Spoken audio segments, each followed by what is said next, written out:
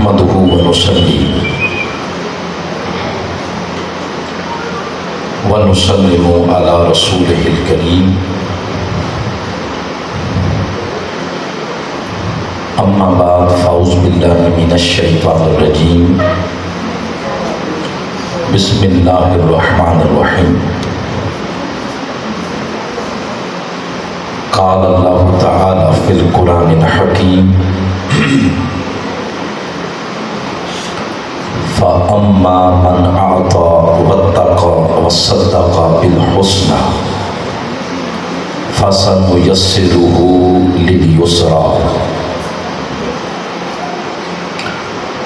وَأَمَّا مَنْ بَخِلَ وَاسْتَغْنَى وَكَذَّبَ بِالْحُسْنَى فَسَنُيَسِّرُهُ لِلْعُسْرَى صدق اللہ مولانا العظیم ان اللہ وملائکتہ یصلون علی النبی یا ایھا الذین آمنوا صلوا علیہ وسلموا تسلیما اللہم صل علی سیدنا و مولانا محمد وعلی آلہ وصحبہ وبارک وسلم۔ تمام احباب مل کر حضور اسلام کی بارگاہ میں درود و سلام کا نذرانہ پیش کریں۔ الصلاۃ والسلام علیک یا رسول اللہ وعلی آلک و اصحابک یا سیدی یا رحمۃ للعالمین و خاتم النبیین و شفیع المذنبین و جد الحسن والحسین والحمد للہ رب العالمین۔ آج توفیق الہی سے اسلامی سال کا پہلا مہینہ اور پہلا دن ہم سب کو نصیب ہوا ہے۔ اللہ کریم اس پورے سال کو ہم سب کے لیے، پاکستان کے لیے اور پاکستان میں بسنے والے کروڑہ لوگوں کے لیے اس سال کو اپنی قربتوں کا ذریعہ بنائے۔ اسلامی سال کے پہلے مہینے کا نام محرم الحرام ہے۔ محرم الحرام ویسے بھی قابل عزت اور قابل احترام ہے، لیکن جب اس کی نسبت حضور نبی اکرم صلی اللہ علیہ وآلہ وسلم، آپ کے خاندان بالخصوص حضرت امام علی مقام امام حسین علیہ السلام آپ کی طرف ہوتی ہے تو اس کی عزت، اس کی تکریم کئی گنا بڑھ جاتی ہے۔ آج ہم اسی ہستی کا ذکر کریں گے۔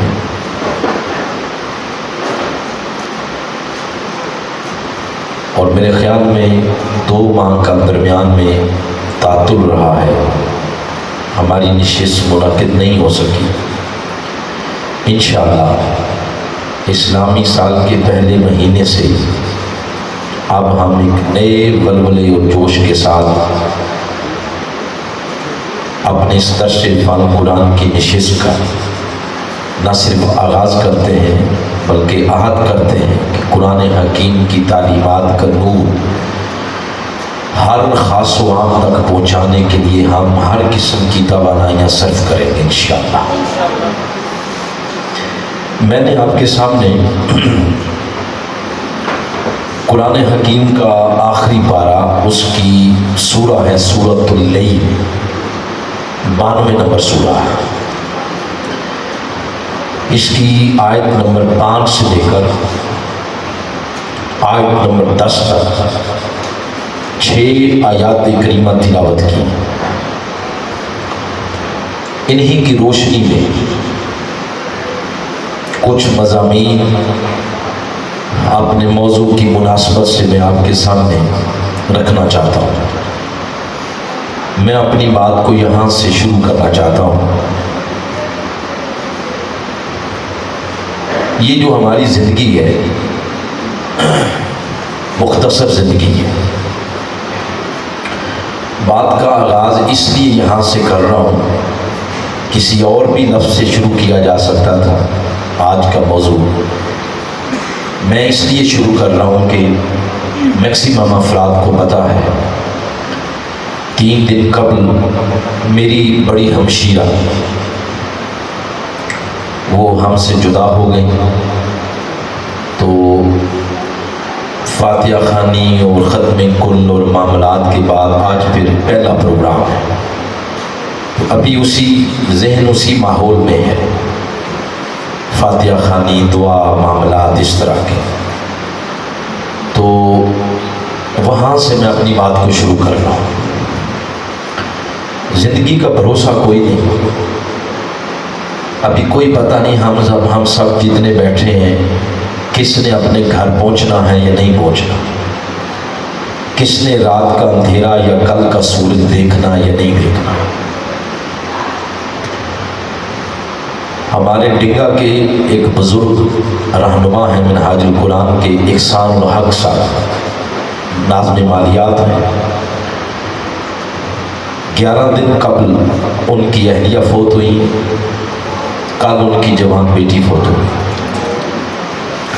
بیٹی والدہ کا صدمہ برداشت نہیں کر سکی. یعنی یہ زندگی ہے. میری ہمشیرہ ایک دن 6:30 بجے صبح بیمار ہوئی ہیں، اگلے دن 6:30 بجے فوت ہو. یہ زندگی ہے. جب ان زندگی کا پتہ کوئی نہیں کہ کب ختم ہو جانی ہے، تو ہمیں شدید ضرورت ہے آخرت کی تیاری کی، موت کی تیاری کی، قبر کی تیاری کی. نبی پاک صلی اللہ علیہ وآلہ وسلم کا فرمان ہے کہ جس بندے کی عمر ہو گئی 40 سال اور 40 سالوں میں وہ بندہ سنورا نہیں،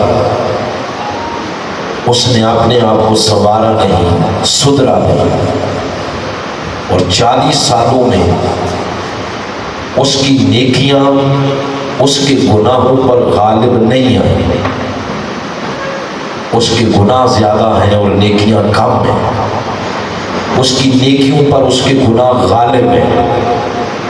تو حضور اسلام نے فرمایا وہ بندہ یہ بات نوٹ کر لے، کوئی چیز اس کو جہنم جانے سے بچا نہیں سکتی. اور تصویر کا دوسرا رخ بھی حضور اسلام نے فرمایا.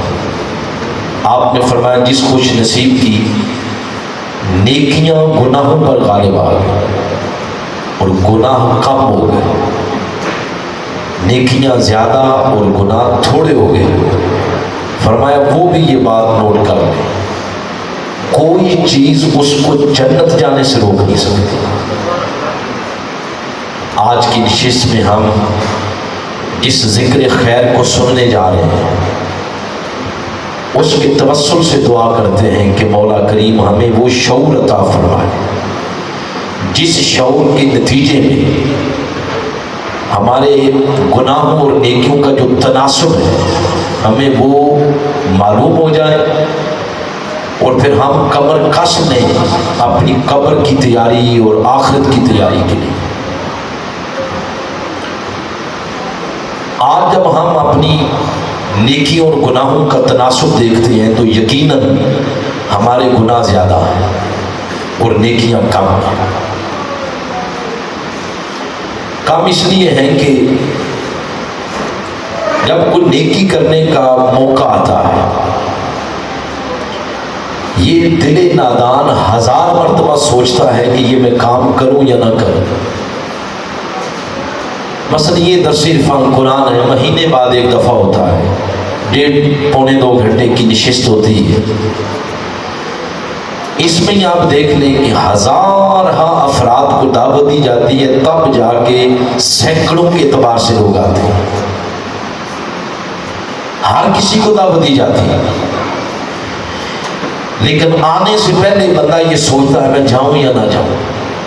سنڈے بھی ہے، اتوار ہے، چھٹی ہے، اور معاملات بھی کرنے ہیں، تو بندہ سوچتا ہے کہ وقت میں وہاں صرف کروں جہاں سے دنیا کا فائدہ ملے۔ اسی طرح پھر پیسہ ہے، باقی لوگوں کی توانائیاں ہیں، پیسے ہیں تو وہ بھی خرچ کرنے سے پہلے بندہ دیکھتا ہے کہ یہ جو میں خرچ کر رہا ہوں اس کے بدلے میں کیا ملے گا۔ اور اگر کسی کو یہ کہہ دیا جائے کہ بدلے میں یہاں تو کچھ نہیں ملنا، جو بھی ملنا ہے آخرت میں ملنا ہے، تو پھر بندہ اس جملے کا مصداق بنتا ہے کہ اے جان مٹھا تے اگلا کس نے ڈٹھا۔ پھر بندے کے نیکی کی طرف اٹھتے اٹھتے قدم رک جاتے ہیں۔ یہ ایک ہماری پوزیشن ہے۔ اب ذرا جس ہستی کا ذکر کرنے لگے ان کو دیکھیں، یعنی حضرت امام علی مقام امام حسین علیہ السلام، جب ان کی سیرت اور شخصیت کو اب دیکھتے ہیں تو پیسہ کیا چیز ہے، وقت کیا چیز ہے۔ انہوں نے تو اپنی فیملی کے 72 ٹن اس دین متین کی سربلندی کے لیے قربان کر دیا۔ پیسہ کیا چیز ہے، وقت کیا چیز ہے، باقی توانائیاں وہ کیا چیز ہے۔ 6 ماہ کا علی اصغر ہے، 18 سال کے کھڑے جوان علی اکبر ہے، خود ہے، اپنی فیملی کا پھول پھول پتی پتی کربلا کی تپتی ریت پر سب کچھ قربان کر دیا۔ بدلے میں زبان پر شکوہ نہیں، ماتھے پہ کوئی بل نہیں، شکر نہیں، شکایت نہیں، سب کچھ ہنستے مسکراتے چہرے کے ساتھ اللہ کی بارگاہ میں پیش کر دیا۔ اس پر سوالیہ نشان لگا۔ سوالیہ نشان یہ ہے کہ ہمارے لیے وقت دینا مشکل ہے، 2 ٹکے خرچ کرنا مشکل ہے، ہمارے لیے نیکی مشکل ہے، ان کے لیے نیکی آسان کیسے ہوگی؟ آسان اس طرح ہوئی کہ 72 ٹن اللہ کی بارگاہ میں پیش کر دیے۔ اتنا بڑا کام ہنستے مسکراتے چہرے کے ساتھ وہ کر کیسے گئے؟ ان کے لیے یہ رستہ اور اس رستے پر چلنا آسان کیسے ہو گیا؟ یہ کو تھوڑا کم کر، ہمارے لیے مشکل ہے۔ اب ان دونوں سوالوں کا جواب قرآن حکیم کی تلاوت کردہ آیات کریمہ ان سے مل رہا ہے۔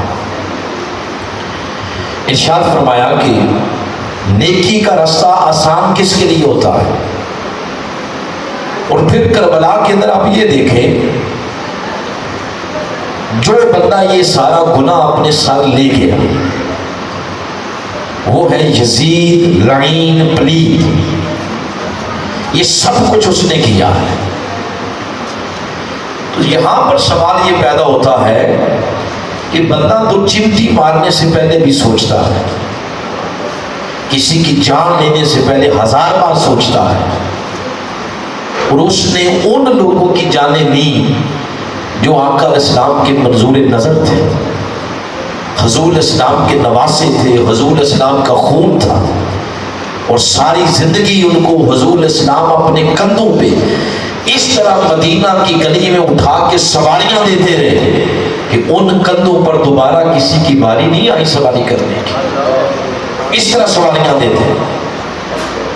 یہ بدبخت ان عظیم ہستیوں کا قتل اپنے سر آسانی کے ساتھ کیسے لے گیا؟ گویا 2 سوال ہو گئے، امام حسین کے لیے نیکی کا راستہ آسان کیسے ہوا، اور یزید بدبخت کے لیے گناہ کا راستہ آسان کیسے ہوا؟ ان دونوں سوالوں کا جواب تلاوت کردہ آیات کریمہ کے ترجمے سے آیا ہو جاتا ہے۔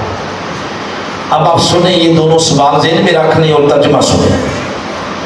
ارشاد فرمایا، بسم اللہ الرحمن الرحیم، فَأَمَّا مَنْ آتَى، پس جس نے اپنا مال اللہ کی راہ میں دیا، واتقا، اور جس نے تقوی اختیار کیا، وصدقا بالحسنی، اور جس نے دین حق کی تصدیق کی۔ یہ تین اوصاف جس کی سیرت میں، جس کے کردار میں جمع ہو جائے، فَسَنُيَسِّرُهُ لِلْيُسْرَىٰ، اس خوش نصیب کے لیے ہم نیکی کا راستہ آسان کر دیتے ہیں۔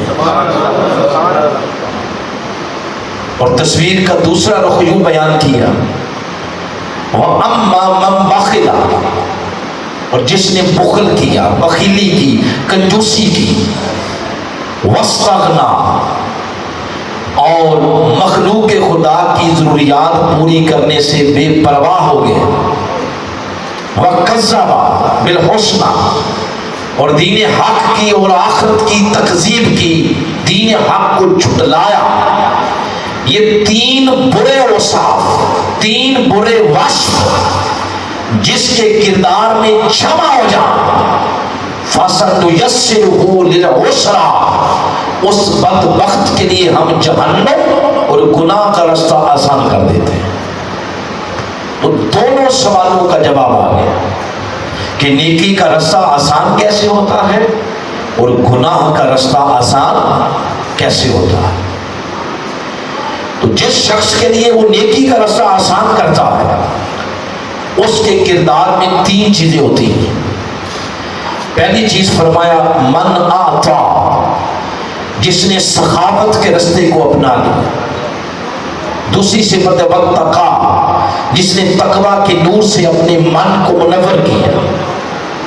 اور تیسری صفت فرمایا وصدق بالحسنی، اور جس نے دین حق کی تصدیق کی۔ تو تین صفات ہو، سخاوت، تقوی اور دین حق کی تصدیق۔ آج ان تین اوصاف کے تناظر میں امام علی مقام کی ہم شخصیت کا جائزہ لیتے ہیں۔ اگلے تین بڑے اوصاف ہیں، کنجوسی، مخلوق خدا پر ظلم اور دین حق کی تکذیب۔ ان تین بڑے اوصاف کے تناظر میں اس بدبخت لعین اور پلید کی شخصیت کا بھی جائزہ لیں، یعنی یزید۔ تو پہلے تین اوصاف یہ ہیں، سخاوت، تقوی اور دین حق کی تصدیق۔ پہلی صفت ہے سخاوت۔ بولے کیا ہے؟ سخاوت۔ اس تناظر میں امام پاک کی سیرت کو دیکھنا،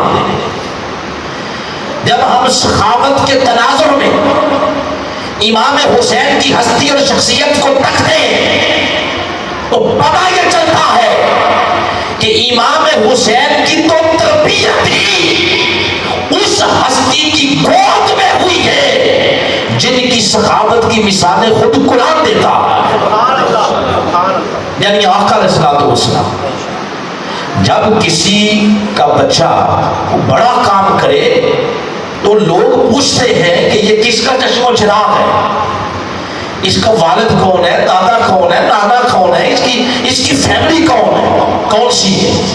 تو جب لوگ بتاتے ہیں کہ یہ فلاں کا چشم و چراغ ہے تو لوگ آگے سے بے ساختہ کہتے ہیں کہ پھر یہ کام کیوں نہ کرے، آخر نواسا کس کا، آخر پوتا کس کا، آخر بیٹا کس کا، اس کی ماں تو دیکھو، اس کا باپ تو دیکھو، آخر یہ کام کیوں نہ کرتا۔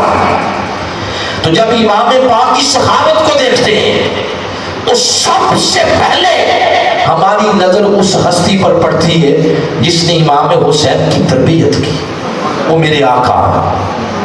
ان کی سخاوت کی قرآن ساتھ ہی آگے سورہ ہے، سورۃ الضحیٰ، اس کی سیکنڈ لاسٹ آیت کریمہ میں ان کی سخاوت کی تعریف قرآن یوں کرتا ہے وَأَمَّا السَّائِلَ فَلَا تَنْهَرْ، فرمایا میرے محبوب کوئی سائل جب بھی، جتنا بھی اور جو کوئی شے بھی آپ کی تحریک پہ کھڑے ہو کے مانگے، فلا تنہر، محبوب اس کو خالی نہیں بھیجنا، اس کی جھولیاں بھرتے چلے جانا۔ یہ حضور علیہ السلام کی سخاوت ہے. بخاری شریف کی حدیث ہے، غالباً اس کا نمبر 79 ہے غالباً. تو اس میں حضرت ربیعہ کی بات ہے جو حضور علیہ السلام کو وضو کرواتے تھے. حضور کے لوٹے پر تھے، تو جب حضور علیہ السلام کو وضو کروانے کے لیے لوٹا بھرتے تو موسم کا خیال رکھتے، سردیوں میں گرم پانی اور گرمیوں میں ٹھنڈا پانی. تو آقا علیہ السلام وضو فرمانے لگے. اس دن دریائے رحمت جوش میں آ گیا. فرمایا آج لوٹا کس نے بھرا ہے؟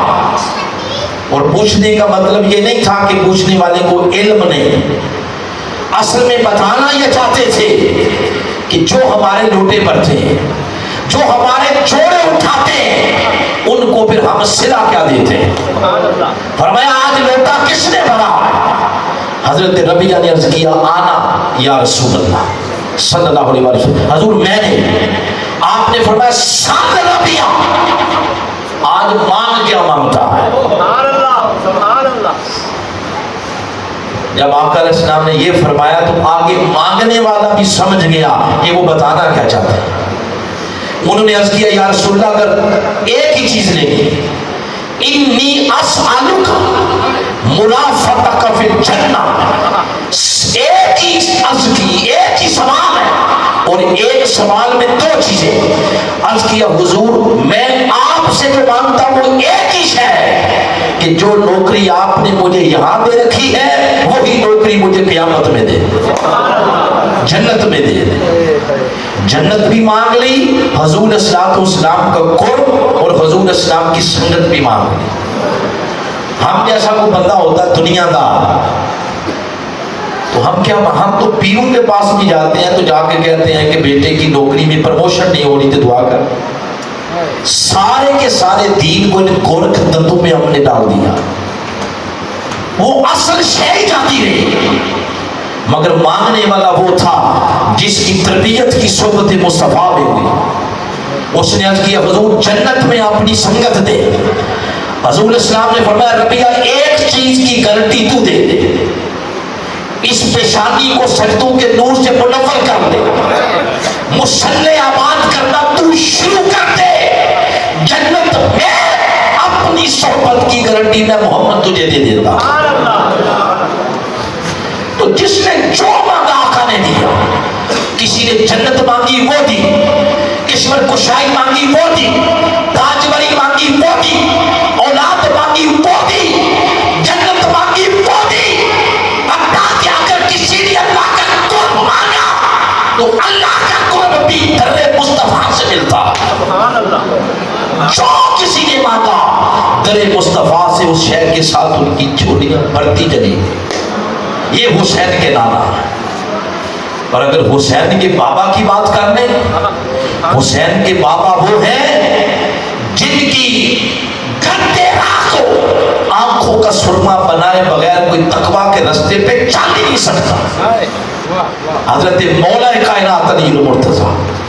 اگر حسین کی امی جان کی بات کر لیں تو وہ ہے جن کا ذکر سن کے آنکھوں میں نمی رہا ہے، اس وقت تک ایمان اپنے اوج سریلا پہ نہیں پہنچ سکتا. خاتون جنت فاطمہ زہرا علیہ السلام، ان کی سخاوت کیا ہے؟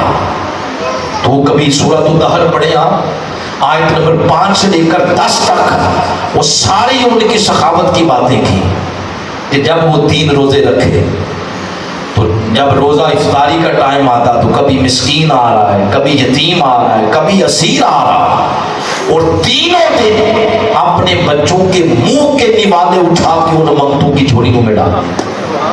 اور رب نے ان کی سخاوت کا منظر قرآن کا حصہ بنا دیا تاکہ قیامت تک آنے والے لوگ جو سخاوت پہ چلنا چاہتے ہیں، سخاوت کو اپنانا چاہتے ہیں، فرمایا وہ علی اور فاطمہ ان کے رستے پہ چلے بغیر سخاوت کا رستہ پانا ہی مشکل ہے. تو ان کے والدین کی سخاوت کا عالم یہ ہے. آپ اندازہ کریں ان ہستیوں نے جس شخصیت کی تربیت کی، ان ہستیوں کے دست مبارک سے جو چوریاں کھاتے رہے اور لقمے کھاتے رہے، ان کی اپنی سخاوت کا عالم کیا ہوگا. حضور شیخ الاسلام میرے مربی میرے شیخ اس مقام پہ ایک واقعہ بیان کرتے. سیرت کی کتاب میں آتا کہ امام علی مقام امام حسن علیہ السلام، امام حسین علیہ السلام اور حضرت عبداللہ بن جعفر طیار، یہ تینوں بھائی مدینہ پاک سے کہیں سفر کے لیے روانہ ہو. طویل سفر تھا. سفر کرتے کرتے وہ کسی جنگل سے گزرے. بھوک لگ گئی اور حسن اتفاق یہ تھا کہ زیادہ راہ میں کھانا نہیں تھا. بھوک لگی، دور دور تک دیکھا آبادی کا نام و نشان نہیں. تو ایک بڑھیا کی جھونپڑی نظر آئی. اس کے پاس گئے تو ایک بڑھیا مائی بیٹھی ہوئی ہے. تو اس سے کہا کہ امی جان، اے مائی جان، ہمیں کھانا مل جائے گا؟ تو مائی پہلے ان کے چہروں کو دیکھتی ہے اور چہروں کو دیکھ کر یہ کہتی ہے کہ لگتا یہ ہے کہ تمہارا تعلق کسی شاہی گھرانے سے ہے. آپ خوش نہیں ہوئے یہ جملہ سن کر؟ کیا خیال ہے، ان کا تعلق شاہی گھرانے سے نہیں تھا؟ ارے شاہیاں کیا ہیں، شاہیاں تو ان کے قدموں کی دھول سے جنم لیتی. یہ جس پہ راضی ہو جائے، یہ جس کی طرف دیکھ کے مسکراتے ہیں، ان پر شاہوں کے دروازے کھل جاتے ہیں. عطاؤں کے دروازے کھلتے ہی ان پہ ہیں جن کے اوپر ان کے رضاؤں کے پہلے دروازے کھلتے ہیں. تو مائی نے یہ کہا تمہارے چہرے بتا رہے ہیں تم شہزادے ہو، شاہی گھرانوں سے تعلق ہے. اس نے فوراً گھر میں ایک ہی بکری تھی، اس نے کہا یہ ذبح کر دیں. پرتکلف اس نے دعوت کر دی شہزادوں کی. کھانے سے جب فارغ ہوئے تو امام حسین علیہ السلام نے فرمایا مائی جان ہمارا دل بہت خوش ہوا ہے، اور ان کا دل خوش ہو جائے کسی منگتے پہ، کیا خیال ہے پھر اس کا مقدر کا ستارہ کیسے چمکتا ہے. تو آپ نے فرمایا انشاءاللہ زندگی رہی اس نیکی کا بدلہ ہم چکا کے جائیں گے. یہ بات کر کے پھر آپ واپس اپنے سفر پہ روانہ ہو. عرصہ گزر گیا. مرور زمانہ کے ساتھ ساتھ غیر پھر ایک وقت ایسا آیا کہ قحط پڑ گیا. عرب کی سرزمین پہ بارشیں کوئی نہ ہوئی. فصل بوٹا پھل پھول سارے ایک خزاں کا موسم طاری ہو گیا. سب یہ مائی جنگل چھوڑ کے مدینہ پاک آ گئی بھیک مانگنے کے لیے. تو ویسے مدینہ کی بھیک پہ ہی سارا جہان پل رہا ہے، اور کو مانے نہ مانے تو منہاج القرآن والے تو کبھی بھی انکار نہیں کر سکتے. ہمارا تو گزارا ہی آقا کے ٹکڑوں پہ ہے. آقا کی توجہ سے یہ سانسوں کی ڈوری چل رہی ہے. آقا کی توجہ سے یہ نظم و نسق چل رہا ہے. اللہ نہ کرے اگر آقا کا فیض رک جائے ہم بالکل دھڑام سے نیچے گر جائیں. آقا کی بھیک میں سارا جہاں پڑ رہا ہے، اور جس کو ایک ٹکڑا میرے آقا کے دسترخوان کا مل جاتا ہے اس کی نسلیں بھی رچ جاتی ہیں. وہ مائی مدینہ پاک آ گئی بھیک مانگنے کے لیے. رات اس نے اوکے سوکھے گزاری. تو صبح جب ہوئی تو بھیک مانگنے کے لیے اس نے جب گلیوں کا رخ کیا، اس کی قسمت کا ستارہ یوں چمکا کہ پہلی گلی، پہلا گھر اور پہلا در جہاں سے بھیک مانگنے لگی وہ گھر ہی سیدہ کائنات فاطمہ الزہرا علیہ السلام. دستک دی تو امام حسین علیہ السلام باہر تشریف لائے. آپ دیکھتے ہی پہچان گئے یہ کون ہے. لجپال ہے نا، لجپال ہے، لجپال ہی پہچانتے ہیں. ہم جن کے نعرے مارتے رہے اپنی ساری زندگی وہ اپنا مطلب نکلوا کے پہچانتے بھی نہیں کہ یہ کون ہے. وہ لجپال ہے. اس لیے علامہ محمود علوسی لکھتے ہیں، وہ کہتے ہیں جن سے کچھ ملنا ہے گھٹ ان کے گاؤ، اور جدھر دروازہ ہی بند ہے انہوں نے کیا دینا ہے آپ، ان کے گھٹ کیوں گاتے.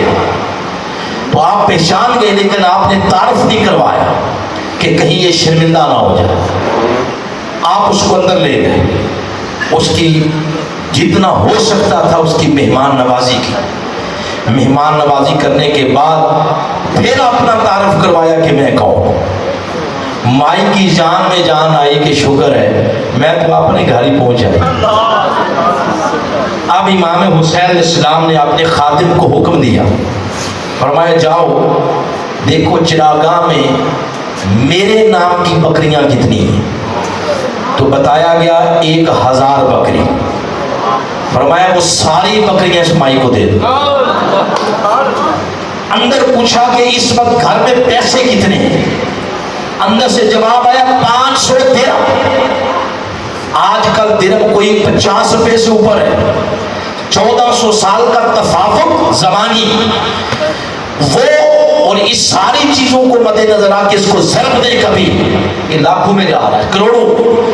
500 दिरहम 1000 बकरी दी और देकर कहा कि भाई अभी जाना नहीं, साथ वाला दरवाजा भाई हसन का भी है, उधर जाओ। अब माई उधर गई। इमाम हसन इस्लाम ने पूछा कि भाई हुसैन ने क्या दिया।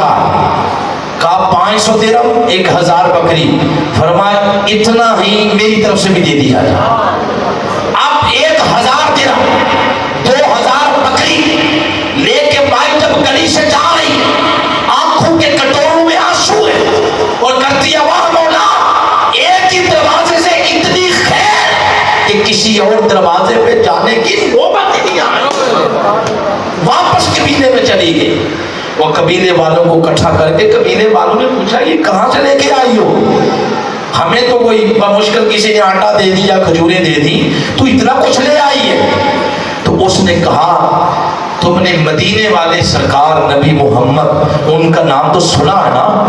उसने कहा मैं आज उनके नवासों की सखावत देख के आ रही हूँ। कुर्बान जाए जब उनके नवासे सखावत करने पे आते हैं, मुड़ के घर नहीं तकते कि घर में रह के आ गया, सब कुछ उठा के मगदे की झोली में डाल देते हैं। ये उनकी सखावत है। आज कोई सखी बनता है, मस्जिद में पंखे दे दिए, एसी दे दिया, मदरसे में कोई बच्चों को खाना दे दिया, किसी वेलफेयर को आपने कोई चीज दे दी, किसी ट्रस्ट को पैसे दे दिए, जमीन दे दी। अरे आज कोई सखी बने माल दे के, कोई सखी बने जमीन दे के, कोई सखी बने मस्जिद में पंखे लगा के। एक हुसैन की सखावत है कि जब दीन को जरूरत पड़ी तो हुसैन ने पैसे नहीं 6 माह का लिस्टर भी दे दिया, 18 साल का लिस्टर भी दे दिया, सब कुछ दे के सखावत का एक ऐसा बयान बना दिया कि क़यामत जो सखावत के रास्ते में चलना चाहता है उसको हुसैन के घर के राह को अपनी आंखों का सुरमा बनाना पड़े।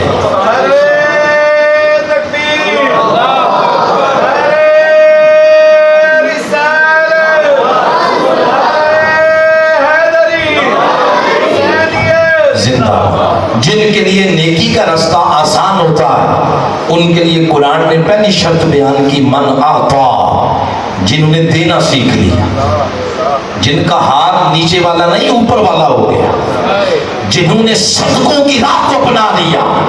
तो अगर पहली सिफत के तनाजुर में जब इमाम पाक की सीरत को देखते हैं तो इमाम पाक की सीरत में ना सिर्फ ये सिफत नजर आती है बल्कि उनकी ये अच्छी खसलत, आदत और सिफत हम जैसे नकम्मों के लिए एक सखावत का मेयार बन गया है। तो पहली सिफत भी उनमें पाई गई, वो है सिफत सखावत। दूसरी सिफत है वत्तका, तकवा। बोले क्या है तकवा? क्या है? ये जो नाम है ते खाफ वाव और छोटी या तकवा, तो इस लफ्ज का लुग़वी माना है डर, खौफ, परहेजगारी। किसका डर खौफ? अल्लाह का। बोले किसका? अल्लाह का। इमाम गजाली ने इसकी तारीफ बड़ी प्यारी की। उन्होंने एक तमसील दी है तकवा की बात समझाते हुए।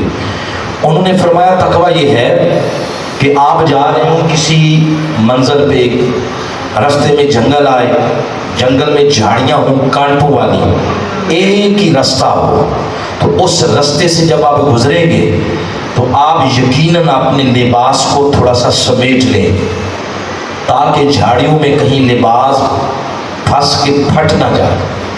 وہ فرماتے ہیں تقویٰ یہی ہے، یہ جو دنیا ہے یہ گناہوں کا جنگل ہے، دائیں بھی خاردار جھاڑیاں بائیں بھی خاردار جھاڑیاں، ایک ہی رستہ ہے اور منزل ہے اللہ کی بارگاہ۔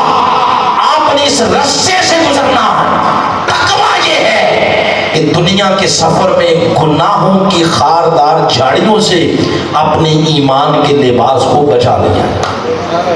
یہ تقویٰ ہے، یہ ہماری زندگیوں میں دور دور تک نظر نہیں آ رہا۔ ہم نے جان بوجھ کے گناہوں کی جھاڑیوں میں اپنے ہاتھ دے دی، جان بوجھ کے۔ تو تقویٰ تو یہ تھا کہ اپنے ایمان کے لباس کو بچایا جاتا۔ بات سمجھ آ رہی؟ بولے تو پھر اب کیونکہ ہمارا درس قرآن ہے نا، یہ درس قرآن میں پھر بات تو پھر قرآن پاک سے ہی ہوتی ہے نا فائنل۔ تو آپ کو تقویٰ کی ایک تعریف قرآن پاک سے دیتے ہیں۔ یہ بہترین سبجیکٹ ہے میرے شیخ کا، میرے قائد کا، آپ نے اس پر زندگی لگائی ہے۔ جو تقویٰ کی تعریف میں آپ کو دے رہا ہوں وہ ہے سورہ حجرات، 49 نمبر سورہ ہے، 26 نمبر پارہ، اس کی آیت نمبر 2 اور 3 اس کے اندر بیان ہوئی ہے تقویٰ کی تعریف کیا ہے۔ پہلے آقا علیہ السلام کا ادب بیان ہوگا، پہلی 7 آیات کریمہ میں حضور کے آداب بیان ہو۔ کبھی فرمایا میرے محبوب سے تقدم اختیار نہیں کرنا، کبھی فرمایا اپنی آواز کو اونچا نہیں کرنا، کبھی فرمایا ویسے نہیں بلانا میرے محبوب کو، نہ لب و لہجہ نہ لفظ جو عام ایسے استعمال کرتے ہو، نہ وہ لفظ استعمال کرنے ہیں نہ وہ لب و لہجہ، کبھی یہ فرمایا۔ اور اگر فرمایا اگر ایسی غلطی کر بیٹھے تمہارے اعمال ضبط ہو جائیں گے، یہ آیت نمبر 2 ہے۔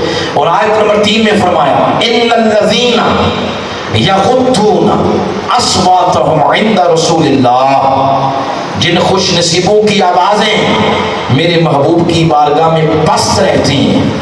آگے حرف حاصل کے ساتھ فرمایا اولئک الذین، یہی وہ لوگ امتحن اللہ قلوبہم للتقوی، فرمایا یہی وہ لوگ ہیں جن کے دل اللہ اپنے تقوی کے لیے چن لیتا ہے۔ یہ جو لفظ ہے نا امتحان، اس کا معنی چننا۔ آج کل مینگو کا موسم ہے، کچھ دنوں بعد آ جائے گا وہ کنوں کا موسم، تو جب آپ ریڑھی سے پھل لیتے ہیں، پھل لینے والے کی کوشش ہوتی ہے کہ میں نے پیسے دیے ہیں تو میں چن چن کے پیس اپنے شاپر میں ڈالوں، تو جو اس کی آنکھوں کو اچھا لگتا ہے وہ چن لیتا ہے، بلا تشبیہ و بلا مثال۔ اللہ جب دیکھتا جس کے دل میں اس کے محبوب کے ادب کا چراغ جلتا، اس دل کو اللہ اپنے تقوی کے لیے چن لیتا۔ تقوی نام ہی بارگاہ رسالت باپ کے ادب کا ہے، تقوی نام ہی حسین کے نانا کی ادب کا۔ یہاں آواز بلند ہوئی عمر بھر کا سرمایہ، تو تقوی تو نام ہی حضور کے ادب کا ہے۔ جب تقوی نام ہی حضور کے ادب کا ہے تو اب اس تناظر میں ہم امام پاک کی شخصیت کا جائزہ لیتے ہیں۔ تو جب اس تناظر میں امام پاک کی شخصیت کو دیکھیں تو پھر میں آپ کو ایک حدیث سنا رہا ہوں، آپ نے یہ زندگی میں سنی ہوگی مگر صرف آپ کی تخیل کی اعلیٰ پروازی کے لیے دوبارہ سنا دیتا ہوں۔ آپ کو پتہ ہے نا آقا علیہ السلام جب نماز کے لیے تشریف لے جاتے سجدے میں ہوتے تو اکثر و بیشتر ایسا ہوتا، کبھی امام حسن علیہ السلام آپ کی پشت پر سوار ہو جاتے اور کبھی امام حسین علیہ السلام وہ سوار ہو جاتے۔ سنیے یہ حدیث آپ، تو کبھی حضور علیہ السلام تسبیحات پڑھتے 7، کبھی 10، کبھی 15، کبھی 20، کبھی 25، اس طرح ہوتا، یعنی عدد بدلتا رہتا۔ تو کبھی وہ 15 بعد اتر آتے، کبھی 17 بعد اتر آتے، یہ حدیث پہ یہ زندگی ایک بار کا واقعہ نہیں ہے، یہ معمول ہے۔ اور وجہ بھی آپ کو بتاتا ہوں۔ وجہ یہ تھی کہ سیدہ کائنات کا گھر مبارک حضور علیہ السلام کے گھر مبارک کے ساتھ متصل تھا۔ دونوں شہزادے ہماری گلی میں کھیل رہے ہوتے، اور جب نماز کا ٹائم ہوتا تو نانا جان کو دیکھتے نماز کے لیے جا رہے ہیں تو وہ بھی چلے جاتے، اور جب حضور سجدے میں جاتے تو وہ اوپر سوار ہو جاتے۔ یہ معمول تھا۔ کیا تھا بولے؟ ہمارے بچے بھی ایسا کریں اور ہم کرنے دیتے ہیں؟ پہلی بات تو یاد رکھیں کہ ہمارے بچے امام حسین جیسے نہیں۔ وہ جو امام ہے ہماری مسجد کا امام، تو وہ بھی حضور علیہ الصلوۃ والسلام جیسا تصور ہی نہیں ہم کر سکتے۔ مگر زندگی گزارنے کا جو تصور ہے وہ کس سے لینا ہے؟ لَقَدْ كَانَ لَكُمْ فِي رَسُولِ اللَّهِ أُسْوَةٌ حَسَنَةٌ، وہ بھی تو حضور سے لینا ہے۔ ہماری مسجدوں میں ایسا معاملہ کبھی ہم ہونے ہی نہیں دیتے۔ بچے کسی کی آواز آئی نہیں تو وہ بولا نہیں وہ یہ کس کا بچہ ہے، تو مسجدوں میں کیوں بچوں کو لاتے ہو؟ کیوں نہیں آتے مسجدوں کو؟ نکالو ان کو باہر۔ کبھی اس بندے سے پوچھے کہ آپ کو کس نے اجازت دی ہے بچے کو مسجد سے نکالنے کی؟ ہم نے تو کبھی کسی حدیث میں نہیں پڑھا کہ حضور نے مسجدوں سے بچوں کو نکالا ہو، جھڑکا ہو۔ نکالنا تو درکنار، ادھر تو حضور کی پشت پر سوار ہو رہے ہیں، پشت پر سوار ہو رہے ہیں۔ اگر بچوں کے ساتھ بچوں کو اتنی سپیس نہیں دیں گے، بچوں کے لیے دلوں کے اندر اتنی گنجائش پیدا نہیں کریں گے، اور مسجدیں وہ بچوں کے لیے اتنی کھلی نہیں رکھیں گے، تو 10-12 سال بعد جن مسجدوں میں بچے نہیں آتے، 10-12 سال بعد وہ مسجدیں ویران ہو جائیں گی، ان کو تالے لگ جائیں گے۔ یہ جو فوج ہوتی ہے نا، فوج کے 2 دروازے ہیں، ایک سے انٹری ہوتی ہے، ایک سے ریٹائرمنٹ ہوتی ہے۔ ہر 6 ماہ بعد وہ نئے لوگ بھرتی کرتے ہیں، ادھر سے نکلتے جاتے ہیں، ادھر سے داخل ہوتے جاتے ہیں۔ وہ پرانے بابے جب مر جائیں گے نمازی، تو نئے بچے جب آپ نمازی نہیں بنائیں گے تو مسجد آباد کون کرے گا؟ اس لیے خدا را ذرا دلوں کو کھولو۔ اگر بچے نے کوئی پیشاب وغیرہ کر دیا تو پانی کس لیے ہے؟ پانی یہاں مفت ملتا پاکستان میں، اس کو دھو دے۔ لیکن بچوں کو مسجدوں کو آباد رکھنے کے لیے اور نئی جنریشن کو نمازی بنانے کے لیے کچھ نہ کچھ حکمت کے اصول اپنانے پڑے۔ آقا علیہ السلام کی پشت مبارک پہ امام حسین سوار ہو جاتے، اور ایک دن تو ایک صحابی کہتے ہیں حد ہو گئی، 40 بار میں نے سجدے میں کہا سبحان ربی العالی سبحان ربی العالی۔ تو جب 40 بار ہو گیا تو میرے ذہن میں آیا، ایسے ہی خدشہ لائق ہو گئے کہ کہیں حضور علیہ السلام کی روح مبارک پرواز ہی نہ کر گئی۔ وہ کہتے ہیں میں نے ہلکا سا سر اٹھایا تاکہ دیکھو تو صحیح ماجرا کیا ہے۔ کہتے ہیں جب میں نے سر اٹھایا تو ماجرا وہی تھا جو ہر روز ہوتا تھا، شہزادہ اوپر بیٹھا اور کھیل رہے۔ تو کہتے ہیں اس روز 72 بار ہم نے یہ تسبیحات پڑھی۔ یہ واقعہ ایک بار کا ہی ہے، 72 بار۔ اب یہ حدیث میں نے آپ کو سنا دی، اب اس پر لگائیں سوالیہ نشان۔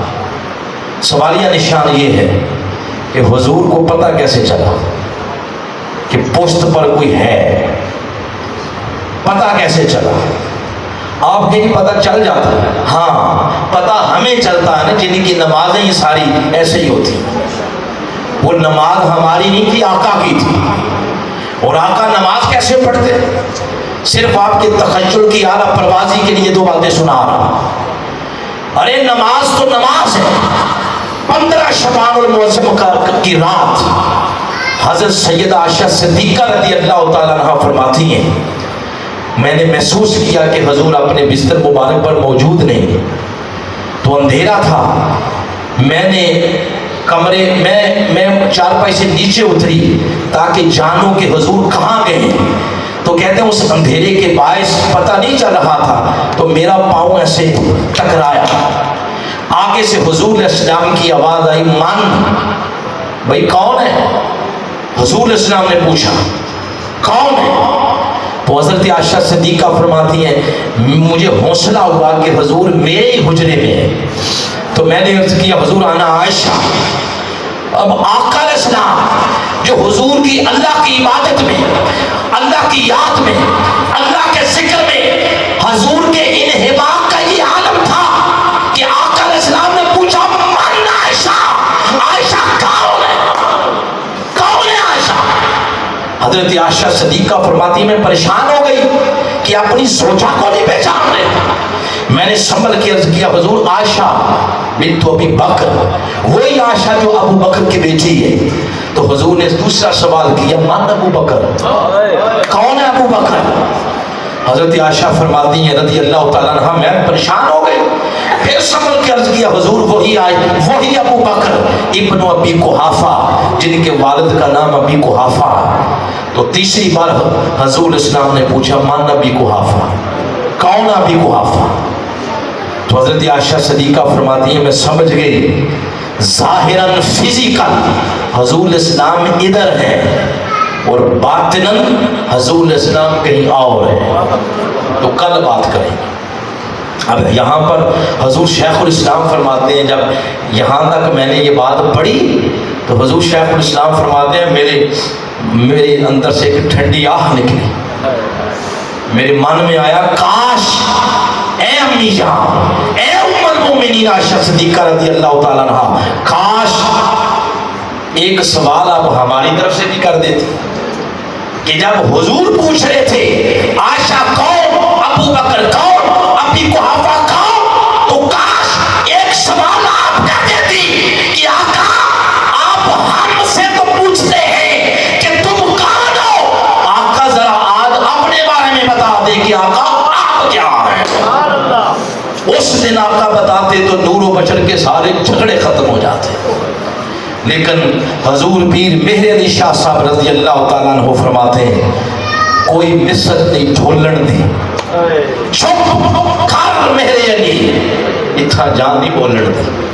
فرماتی میں خاموش ہو گئی۔ دوسرے دن حضور سے پوچھا حضور یہ معاملہ ہوا تھا، تو حضور نے مسکرا کے فرمایا ہاں عائشہ لی مع اللہ وقت، اللہ کی یاد میں ایک گھڑی ایسی بھی مجھ پہ آتی ہے، اس گھڑی نہ کوئی فرشتہ میرے مقام کی معرفت پا سکتا ہے، نہ کوئی نبی رسول مصطفیٰ کے مقام کی رسائی پا سکتا۔ یہ اللہ کی یاد میں حضور کے انہماک کا عالم۔ ارے حضور نے جب ہمیں نمازیں پڑھنے کا حکم دیا تو یوں فرمایا جب نماز پڑھو تو یوں تصور کیا کرو کہ تم اللہ کو دیکھ رہے ہو، یہ حدیث مبارکہ، اور فرمایا یہ تصور نہیں لا سکتے تو کم از کم اتنا تصور تو ضرور رکھو کہ اللہ تمہیں دیکھ رہا۔ یہ ہمیں نماز پڑھنے کا حضور اسلام بتا رہے ہیں کہ اس طرح پڑھا کرو، ان کی اپنی نماز کا عالم کیا ہو، اپنی نماز۔ ارے غلاموں کی نماز کا یہ عالم ہے، مولا علی کو تیر لگا تھا پنڈلی میں، تو عام نماز کے علاوہ جب کھینچتے تو درد ہوتا تھا آپ کو، اور حالت نماز میں کسی نے نکال دیا تو بعد میں آپ نے دیکھا تو پنڈلی میں تیر نہیں، تو پوچھا بھائی وہ کدھر گیا ہے، تو کسی نے کہا ہم نے نکال دیا، تو قسم کھا کے فرمایا تھا کہ مجھے اللہ کی قسم ہے چمٹی کے کاٹنے جتنے درد کا احساس بھی نہیں۔ یہ نمازیں غلاموں کی ہیں، آقا کی نماز کا عالم کیا ہو۔ اب سوال وہی پیدا ہوا کہ حضور کو پتہ کیسے چلا۔ یاد رکھیں وہ جواب دینے سے پہلے کوئی 1 منٹ کی یہ بات سن لیں، یہ جو ہمارا دین ہے نا، یہ 2 چیزوں کا مجموعہ ہے، ایک چیز ہے فعل، ایک ہے قول۔ قول بھی حضور اسلام کا اور فعل بھی حضور اسلام کا۔ قول مصطفیٰ اور فعل مصطفیٰ مل جائیں تو دین بنتا ہے، کیونکہ قول مصطفیٰ پر بھی وحی کی مہر ہے، وما ينطق عن الهوى ان هو الا وحی یوحی۔ میرا محبوب اس وقت تک کلام نہیں کرتا جب تک اس کی زبان سے نکلنے والے ایک ایک لفظ پر اللہ کی بارگاہ سے وحی الہی کی مہر نہ لگا دی جائے۔ اور سورہ یونس میں حضور کے فعل کے لیے فرمایا ان اتبع الا ما یوحی الی، اس وقت تک میں کوئی فعل اور کام نہیں کرتا جب تک میرے ایک ایک قدم پر وحی الہی کی مہر نہ لگا دی جائے۔ قول مصطفیٰ بھی وحی الہی سے اٹیسٹڈ شدہ اور فعل مصطفیٰ بھی وحی الہی سے اٹیسٹڈ شدہ، یہ دونوں مل گئے تو دین بنا ہے۔ آج جو حضور نے کیا وہ قول نہیں، یہ جو سجدہ لمبا کیا ہے یہ حضور کا فعل ہے۔ بولے کیا ہے حضور کا؟ جیسے سورہ یونس کی آیت کی روشنی میں یہ ہم نے ثابت کیا کہ فعل مصطفیٰ وحی الہی سے ٹیسٹڈ شدہ ہے۔ آج جب یہ فعل سجدے والا کر رہے تھے کہ 72 تسبیحات پیچھے والوں نے پڑھ دی، 72، تو اس کا پھر یہی مطلب ہے کہ اس فعل پر وحی الہی کی کیا تھی؟ مہر۔ وحی لے کے کون آتا ہے؟ بولے نا، اب بات ساری میں کھول رہا ہوں ایسے کر کے، ساری کھل رہی ہے۔ ہوا یوں ہوگا کہ جبریل آیا ہوگا، جبریل نے آ کے کہا ہوگا، عرض کیا ہوگا حضور آپ کی پشت پر آپ کا لخت جگر فاطمہ کا شہزادہ بیٹھا ہے، منش خدا بندی یہی ہے کہ اپنے سجدے کو لمبا کر دیں۔ یہ ہے، آپ اس کو ذرا ایک نظم کے اندر بیان کرتے ہیں، آپ کو لطف آئے گا۔ نظم کے اندر یہ ہے، وہ صحابہ اکرام جو حضور کے پیچھے صف در صف نماز میں سجدے میں تسبیحات پڑھ رہے ہیں، ان کے کان منتظر ہیں آقا کی آواز کے کہ آقا کب اللہ اکبر فرمائیں اور ہم سجدے سے سر اٹھائیں۔ وہ منتظر صحابہ کرام منتظر آقا کے، آقا منتظر جبریل کے کہ کب جبریل آ کر کہے کہ آقا سجدے سے سر اٹھا لے۔ صحابہ منتظر آقا کے، آقا منتظر جبریل کے، جبریل منتظر خدا کا اور خدا منتظر تھا حسین کے نیچے اترنے کا۔ نعرہ تکبیر، نعرہ رسالت، نعرہ حیدری، قربان جائیں۔ ارے جن کے اٹھنے بیٹھنے کا رب منتظر ہو، اس حسین کی تقوی کا عالم کیا ہو۔ بات حسن میں یہ کرنی تھی، اور یہ سمجھ نہ آئے تو علامہ اقبال سے اس کی تشریح کروا دیں۔ وہ شعر کے اندر کرتے ہیں کہ خودی کو کر بلند اتنا، ہر تقدیر سے پہلے خدا بندے سے خود پوچھے بتا تیری رضا کیا۔ حسین وہ ہستی ہیں جن کی رضاؤں کا رب منتظر ہے، جن کی رضا کا اللہ منتظر ہے۔ ارے جس کی رضا کا رب منتظر ہو، اس حسین کی تقوی کا عالم کیا ہوگا۔ تو صفت تقوی نہ صرف ان میں پائی گئی بلکہ ان کا طور طریقہ قیامت تک آنے والے وہ لوگ جو تقوی کی راہ پر چلنا چاہتے ہیں، ان کے لیے ان کے جو تقوی کے طور طریقے تھے وہ ہم جیسے نکموں کے لیے ایک معیار بن گئے اور کرائٹیریا بن گیا۔ تو دو صفات ان میں نہ صرف پائی گئی بلکہ کمال عروج پہ نظر آتی ہیں۔ تو تیسری بات، اور اسی پہ میرے خیال میں ہم گفتگو کو وائنڈ اپ کر دیں گے۔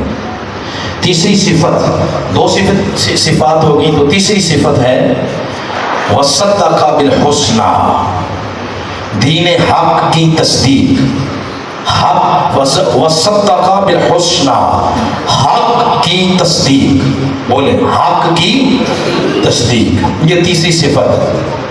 سب سے پہلے تو یہ ہم قرآن سے پوچھتے ہیں کہ حق کیا ہے۔ آج ہر جماعت کہتی ہے جو ہم کہتے ہیں وہ حق ہے، میں کہتا ہوں جو ہم کہتے ہیں وہ، کوئی اور کہتے ہیں جو ہم کہتے ہیں وہ حق ہے، تو میں وہ آگے فلاں یہ چھوڑ دیں، قرآن سے پوچھتے ہیں حق کیا ہے۔ سورہ صف کبھی پڑھیں، اس میں ارشاد فرمایا هو الذی ارسل رسولہ بالہدی ودین الحق، فرمایا حق وہی ہے جو میرا محبوب لے کے آیا، حق وہی ہے جو حضور لے کے آیا، اس حق کی تصدیق کرنا۔ اور تصدیق اس وقت کی جاتی ہے جب کوئی تکذیب کرے۔ آج 31 جولائی ہے نا، آخری اتوار ہے جولائی کا، اور انشاءاللہ آج کے بعد جو ہمارا درس قرآن ہوا کرے گا جہلم، وہ انگریزی ماہ کا آخری اتوار ہوا کرے گا۔ تو آج کا اتوار ہو گیا پروگرام، کوئی بات میں جا کر کہے کہ وہ ہوا ہی کوئی نہیں، تو وہ بندہ تکذیب کر رہا ہے، جھٹلا رہا ہے واقعے کے، جو کہہ رہا ہے کو نہیں ہوگا۔ آپ جتنے بیٹھے ہیں نا، تو جب آپ کسی کی زبان سے یہ سنیں گے کہ یہ بندہ اس واقعے کی تکذیب کر رہا ہے، آپ بول پڑیں گے نہیں ہم تصدیق کرتے ہیں کہ وہ پروگرام ہوا۔ تو تصدیق اس وقت ہوتی ہے جب کوئی تکذیب کرے۔ امام حسین نے تصدیق کی کب؟ جب وہ کی تکذیب کر رہا تھا، تکذیب کر رہا تھا یزید۔ بولے کون کر رہا تھا؟ یہ آپ علیہ السلام کو شہید کرنا، پانی بند کرنا، معاملات کربلا، آگے پیچھے جتنے معاملات، پھر مدینہ پاک کی بے حرمتی، مسجد نبوی کی بے حرمتی، اس یزید نے وہاں گھوڑے باندھ دیے، یہ سارے معاملات، اور کچھ دنوں کے لیے مسجد نبوی شریف کی نماز اذانیں بند، پھر کعبہ شریف کا اس بدبخت نے خلاف جلا دیا۔ یہ ساری چیزیں تو بات کی ہیں، پہلے کیا کیا؟ جس کو دیکھ کے تو امام حسین اٹھ کھڑے ہوئے۔ سب سے پہلا کام وہ تو حضور اسلام کا شورائی سسٹم جو 23 سالہ جد و جہد کے نتیجے میں بلڈ اپ ہوا تھا، جس کے نتیجے میں حضرت ابوبکر صدیق آئے، جس کے نتیجے میں حضرت فاروق اعظم آئے، جس کے نتیجے میں حضرت عثمان غنی، جس کے نتیجے میں خلیفہ بنے مولا علی، جس کے نتیجے میں خلیفہ بنے امام حسن۔ یہ شورائی سسٹم تھا آقا کا، جو ان چاروں خلفاء اور آقا علیہ السلام اور جانثاروں نے، آپ نے ساری توانائیاں صرف کر کے بلڈ اپ کیا تھا۔ اس بدبخت یزید لعین پلید نے اس شورائی سسٹم کی پیٹھ میں چھرا گھونپا، من مانیاں کی، حج تمتع کے احکام بدل دیے، جمعے کے خطبے میں سرکاری مولویوں کو اٹر کر دیا کہ ممبروں پہ کھڑے ہو کے علی اور ان کی اولاد کو گالیاں بکا کرو، جمعوں کے خطبوں کے اندر اس طرح کے کام۔ یہ تھی دین کی تکذیب۔ ارے جب کو دین کی تکذیب کرنا تو وہ ہستی جس نے بچپن سے مصطفیٰ کا قول بھی دیکھا، مصطفیٰ کا فعل بھی دیکھا، ارے وہ تصدیق نہیں کرے گا تو تصدیق کون کرے گا؟ اور تصدیق کرنے والے پھر یہ نہیں دیکھتے ہمارے ساتھ چلے کتنے ہیں، ہمارے پاس 100 ہیں یا 200 ہیں، وہ یہ نہیں دیکھتے، وہ صرف یہ دیکھتے ہیں قیامت تک نام زندہ اسے کا رہے گا جس نے دین کی تصدیق کی ہوگی۔ آج بھی ارے یزید کا نام آئے لوگ لعنت بھیجتے ہیں، لعنت بھیجتے ہیں، لعنت بھیجتے ہیں، اور حسین کا نام سن کے ہر کسی کا سر ادب کے ساتھ جھک جاتا ہے۔ سدا بادشاہی حسین کی، اس کے چہرے پر شکست کی دھول اڑتی رہے گی، بلکہ جو ان کا ساتھ دیتے ہیں وہ بھی کبھی جرت نہیں کر سکتے اپنے بچوں کا نام رکھنا، کوئی نام رکھ دے یزید، کوئی جرت نہیں کر سکتا، اور حسین ہر کوئی نام رکھتا ہے، ہر کوئی۔ ہمارے ڈسٹرکٹ کے صدر ہیں ڈاکٹر امجد حسین چودھری، اور آرتھوپیڈک سرجن ہے، ابھی ان کی شادی نہیں ہوئی تھی، بیلجیم میں وہ کر رہے تھے اپنا وہ میڈیکل پروسیس جو ہے، کہتا ہے مجھے وہاں خواب آیا تو حضور شیخ الاسلام نے فرمایا امجد بیٹا جب آپ وہ شادی ہوگی تو پہلے بیٹے کا نام رکھنا حسن، تو اللہ آپ کو حسین بھی دے گا۔ ایسے ہی ہوا، پہلا بیٹا ہوگا حسن، دوسرا ہوا تو ہم مبارک دینے گئے تو پوچھا کہ آپ نے نام کیا رکھا ہے، تو کہتے ہیں قبلہ نے۔ ہم نے کہا آپ کا رابطہ کیسے ہوا؟ کہتے ہیں بہت عرصہ پہلے ہوا تھا، تو آج پہلی دفعہ آپ کو بتا رہا ہوں ساری بات سنا۔ میں بتانا یہ چاہتا ہوں کہ ان کے تو نام لوگ کس طرح رکھتے ہیں اپنے بچوں کے، اس لیے کہ تاج اسی کے سر پہ سجدہ ہے جس نے دین کی تصدیق کی ہے۔ تو امام حسین نے دین کی تصدیق کی ہے۔ ارے آج کوئی تصدیق کرے، دین کی تصدیق کرتا پیسے دے کے، کوئی تصدیق کرتا بارڈر پہ شہید ہو گئے، کوئی کسی نے تصدیق کی دین کی اپنا آپ دیکھے، مگر حسین جب دین کی تصدیق کا معاملہ آیا تو 6 ماہ کا لیے اصغر بھی دے دیا، اور 18 ماہ کا لیے اکبر بھی دے دیا، اور 18 سال کا لیے اکبر بھی، اور جب اپنی باری آئی آخری خطبہ پھر دیا کہا میں تمہیں دوبارہ بلا رہا ہوں، حق ادھر ہی ہے جدھر میں کھڑا ہوں، لہذا ادھر میری بات مان لو، میری طرف آ جاؤ۔ آخری خطبہ آپ نے دیا، یہ تصدیق ہو رہی ہے، مگر وہ نہ مانے۔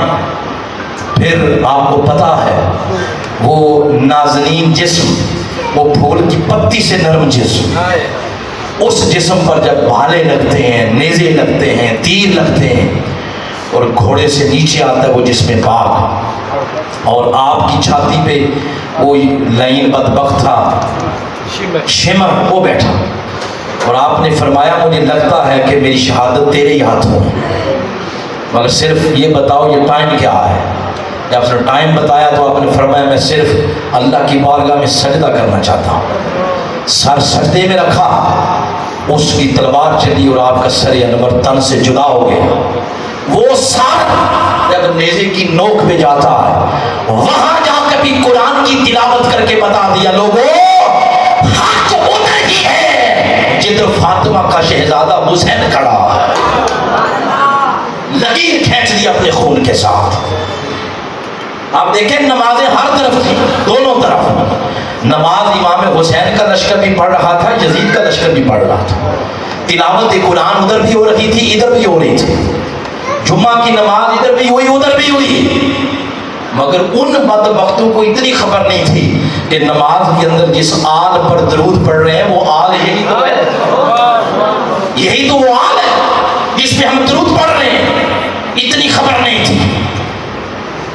تو آج بھی یاد رکھیں حق ادھر ہے جدھر حسین کھڑا، جدھر حسین نہیں ادھر داڑیاں، جبے، کبے، ذکر، اذکار، نمازیں، حج، جو مرضی ہو، جن کو حسین کا نام سننا گوارا نہیں اور علی کا نام سننا گوارا نہیں اور علی کا نام سن کے قبض کی اثرات چہرے پہ آ جاتے ہیں، وہ سب کچھ کر کے بھی مصطفیٰ کی بارگاہ سے نہ صرف دو بلکہ روزے قیامت جنت کے دروازے سے ایسے لوگوں کو دھکے دے کے باہر نکال دیا جائے گا جن کے دلوں میں اس گھرانے کی محبت نہیں ہے۔ آئیں ان کی محبت کو ہم اپنی زندگی کا حصہ بنا، یا جو کچھ میں نے بیان کیا یہ ذکر ہے، یہ کیا ہے بولے؟ ذکر ہے۔ ذکر کے ساتھ ہی آنکھوں میں نمی آتی ہے، آنکھوں میں رونق ایمان کے بہار میں، اور زندگی میں رونق آتی ہے ان کی فکر سے، ذکر سے آتی ہے ایمان کی وادی میں رونق، آنکھوں میں نمی آتی ہے، اور ان کی فکر سے پھر ہماری زندگیوں میں رونق آتی ہے۔ منہاج القرآن نے صرف ایک منہاج القرآن کی یہ انفرادیت آپ کو بتا، آپ کہیں گے کہ پورے پاکستان دنیا میں بڑے لوگ ذکر کرتے ہیں، بڑے لوگ ذکر کرتے ہیں، اور ایسا بھی ہے کہ لوگ 10 دن بعد رہتے ہیں، کاروبار ٹھپ ہو جاتے ہیں، اتنا ذکر کرتے ہیں، اور کرنا چاہیے، لیکن منہاج القرآن اس پورے ماحول میں آپ کو انفرادیت بتا رہا ہوں۔ منہاج القرآن نے صرف ذکر نہیں کیا بلکہ فکر حسین کے لیے طاغوت کے ساتھ اس طرح ٹکرا گئے کہ ہم نے اپنا خون بھی امام حسین کی اتباع میں پیش کر دیا۔ کوئی یہ نہیں کہہ سکتا کہ میٹھا ہپ ہپ اور کڑوا تھو تھو، کو یہ نہیں کہہ سکتا۔ منہاج القرآن کا کارکن کوئی عام کارکن نہیں ہے، تم فکر حسین والے ہو، اور یاد رکھو تب تک معاشرے نہیں بنتے صحیح معنوں کے اندر جب تک ان کے اندر ذکر حسین کے ساتھ حسین کی فکر نہیں آتی۔ حضور شیخ الاسلام پوری دنیا میں فکر حسین کے بیج آپ نے بوئے ہیں، اور وہ درخت جب بنے ہیں تو آپ جیسے لوگ نمودار ہوئے ہیں۔ فکر حسین اپنانے کی ضرورت ہے، اسی کے ساتھ زندگی میں بہار آئے گی، زندگی میں رونق آئے گی۔ ذکر حسین کرتے رہیں، اگر فکر نہیں تو سمجھ لیں آپ اس طرح سیرت کے قریب نہیں جا سکے جس طرح اپنانے کا حق تھا۔ وہ دھرنا 2014 2013 یہ سارا فکر حسین ہی تو اور کیا مستقبی انقلاب یہ فکر حسین ہی، اور ضروری نہیں کہ ظاہراً بندہ جیت جا، یہ ضروری نہیں، اگر دیکھا جائے ظاہر تو امام علی مقام ظاہر دیکھا جائے تو نقصان ہی ہوا ہے نا، مگر 1400 سال گزرنے کے باوجود بھی آج بھی لوگ محبت سے نام حسین کا لیتے ہیں، یزید کا کون نہیں لیتا۔ اے فکر حسین والوں، حضرت امام مہدی علیہ السلام تک والوں جو فکر حسین پر چلے انہی کے نام لیے جائیں گے، اور حضرت امام مہدی علیہ السلام کے قافلے کے جھاڑو بردار وہ لوگ بنیں گے جنہوں نے حسین کا ذکر بھی کیا اور حسین کی فکر کو بھی اپنایا۔ اس وجہ سے میرے شیخ فرماتے ہیں حضور شیخ الاسلام کہ اللہ نے مجھے دکھایا ہے کہ میری تحریک کا ایک ایک ورکر، اس کی نسل جو قیامت تک آئے گی، وہ حضرت امام مہدی علیہ السلام کے جھاڑو بردار میں اللہ پاک نے شامل کیا، اور قیامت اس وقت تک نہیں آنی جب تک آخری شہزادہ فاطمی شہزادہ نہیں آ جائے گا۔ اس آخری فاطمی شہزادے کا نام امام مہدی علیہ السلام ہے۔ منہاج القرآن آج کے دور میں غنیمت ہے، یہ کوئی عام چیز نہیں لوگوں، یہ یونیک چیز ہے پوری ہسٹری کے اندر۔ آئیں اپنی خدمات دائیں بائیں ضائع کرنے کی بجائے ایک پراپر اس چینل پہ اپنی خدمات اور توانائیاں صرف کریں جس چینل پر، جس پلیٹ فارم پر صرف کی گئی توانائیوں کو عالمی سطح پر سراہا جاتا ہے۔ آپ کو دعوت ہے اس میں شامل ہونے کا۔ اور یہاں پہ آج گفتگو ختم کرتے ہیں۔ ہماری بھی آج پہلی نشست تھی ذکر حسین کی، آج یکم محرم ہے اور 31، تو انشاءاللہ یہ سلسلہ پھر پورا مہینہ جاری رہے گا۔ بہت شکریہ۔